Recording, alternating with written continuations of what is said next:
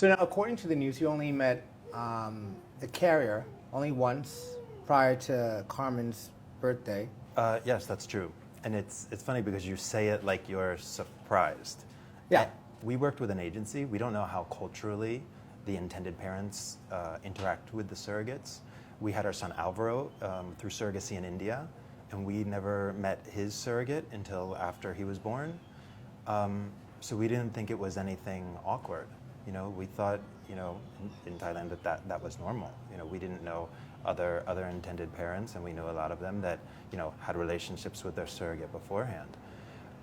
With that said, when there were problems last summer with surrogacy, when it would look like the regulations were going to change, and it was just crazy, we were worried about our child. We were worried about the surrogate, you know, because we didn't know what was going on. We'd wake up every morning and read the news to see what was going on in Thailand because the agency wasn't telling us much at all.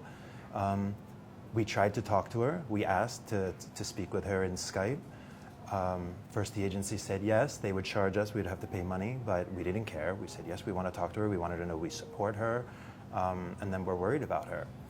But then, because their office closed, they said it was going to be impossible because everyone was scared to be involved with surrogacy. So we offered to bring her to Spain.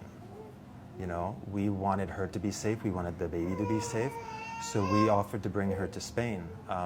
And she didn't want to. And you know, first she asked what country she would be giving birth at, and you know, we told her Spain. We live in Spain, and she said that she didn't want to, which is fine. It's her decision. We're not going to make her do anything. But she doesn't want to do. Right, obviously, yeah. We're not going to make her do anything that she doesn't want to do. How has the recent news, especially on social media, affected your family? I mean, this whole situation has affected our family greatly. Just in the last week, well, you know, we didn't want to go to the press. She went to the press with her representative on March 3rd. And we were asked to speak with the press, and we didn't want to. We didn't want to put our family through that.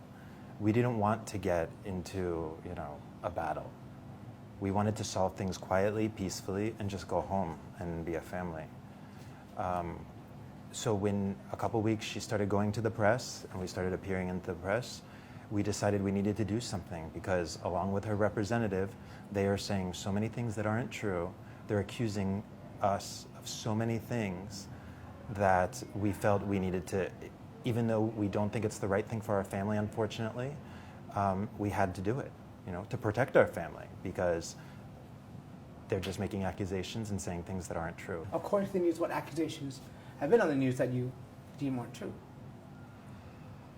There's so many. So, you know, I had mentioned we offered to bring her to Spain. For some reason, she's saying that we were trying to make her, or we or the agency was trying to make her go to Malaysia or China to have the baby, which I don't know why. That doesn't make too much sense.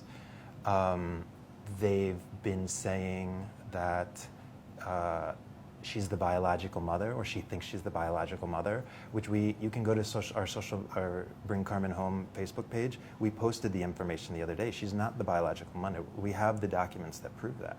We have documents and emails and recording to prove everything that we're talking about, saying the things that she's saying aren't true. She's said that there's so many things. They've accused me of child abduction. They pressed charges with the police. And that's not true. In the hospital, she signed a release for me to take Carmen. She put me on the birth certificate as the father of Carmen. She says I appeared on January 20th and just took Carmen and left and never let her hold her. That's not true. We put pictures on Facebook of her holding Carmen.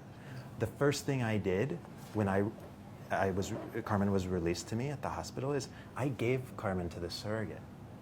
I thought that was the right thing to do. She wanted to hold her, and I think that that's great. And we had no problem with that. We let her hold her. You know, everything that she's saying that sounds crazy is crazy. It's not true. And we have the proof to prove that. And that's why we're here today, to talk about our side. For the past few months, obviously you haven't been working. You've been here. You're here in Thailand with your daughter. How have you been supporting your family for the past few months? I don't know if she's said that, but that's not true. I have been working. I'm very, very lucky that my employer is very flexible and they've been letting me work from Thailand remotely. I work in marketing, so almost everything I do, I can do by meetings in Skype or by email. So I have been working these past couple months. I wish I didn't have to work because I have to dedicate so much time and would like to dedicate all of my time to trying to get out of this situation, but I can't because we're not rich foreigners. We need our salaries in order to support ourselves.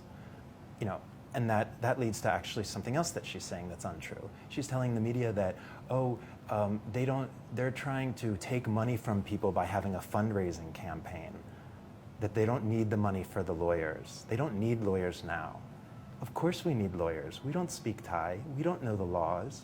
When we go to social services meetings, when we have to send letters to the special subcommittee, when we have to go to the police station because she's accusing me falsely of child abduction, of course we need lawyers. And good lawyers are very expensive. Good lawyers are very expensive, and we don't have the money to do that. We do have the money from our 2 salaries to support our home in Spain and to support our home here. And once we don't have to support 2 homes in 2 different countries, we'll be able to provide very well for our children. We're very good parents, and we provide very well for our children. They're the most important thing in the world to us. So what would be the best way out for the both of you? According to you? No, the best way out is the best way out for both of us. And that is? That we wouldn't have gone to the media, that we don't have to go to court, that we speak together. We've been trying for months to speak with her. The day she first went to the press, we had sent her a letter with pictures of me, with Alvaro with his surrogate, to explain to her we've done this before, that we're good parents, to show her that we're good parents, to show her pictures of Carmen, that Carmen's happy. The best way out is for us to talk and to come to an agreement of how she can be involved in Carmen's life, that she allows us to take Carmen home to be with her family, and, you know, we have to talk how she can be involved in Carmen's life. We want that. We're fine with that. We've never said that. I have messages in line to the surrogate because when we first met in the hospital, we exchanged our line accounts and we were sending messages, and she asked if she could have photos of Carmen, and I said, of course you can have photos of Carmen. You mentioned just now that she can see your daughter. One day, she can get to come visit or see your daughter. You mentioned that. I mean, how does that work out? I mean, that's something that we have to, discuss with her. Obviously, she can come to Spain, or we can come here. I mean, with the new technologies, we could talk in Skype. We can send her pictures. We can, share stuff in Facebook. Like, there's many ways for her to be involved in Carmen's life. The baby was for us. We're the parents that wanted the baby. She agreed to carry the baby for someone else. What's going to be happening from today onwards? We've put a message in Facebook that we really think is true, and that message is an invitation to the surrogate for her to be able to perform a miracle. My son's 2nd birthday is in about a week. My husband has already taken our son home. The miracle would be that the surrogate can bring our family together. We can be together for my son's birthday.